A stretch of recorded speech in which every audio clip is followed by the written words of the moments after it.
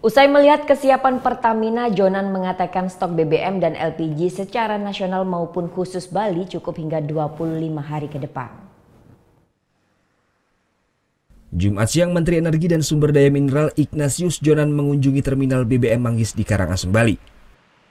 Dalam kunjungannya tersebut, Menteri bersama Direktur Pemasaran dan General Manager Marketing Operation Region 4 meninjau sarana dan fasilitas terminal BBM Manggis guna memastikan kesiapan Pertamina dalam pengamanan stok BBM dan LPG dalam menyambut liburan Natal dan Tahun Baru. Banyaknya wisatawan yang akan berkunjung ke Bali pada liburan Natal dan Tahun Baru nanti, tentunya kebutuhan BBM akan meningkat. Jonan memastikan kebutuhan BBM dan LPG untuk wilayah Bali Nusra cukup, mengingat permintaan akan BBM dan LPG sempat menurun akibat menurunnya jumlah kunjungan wisatawan ke Bali.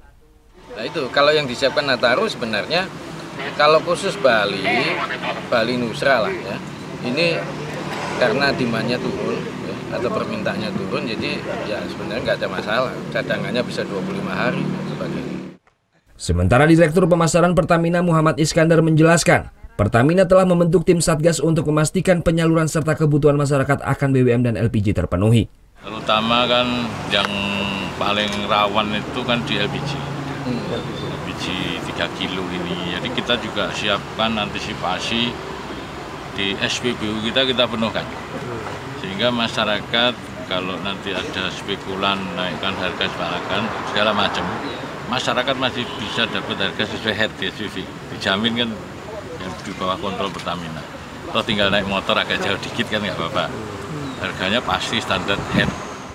Sementara secara nasional Pertamina menjamin stok BBM jenis gasolen dan gas oil jelang libur Natal dan Tahun Baru 2018 cukup untuk 23 hari ke depan, sedangkan stok LPG cukup hingga 12 hari ke depan. Surya Sanjaya melaporkan untuk NET.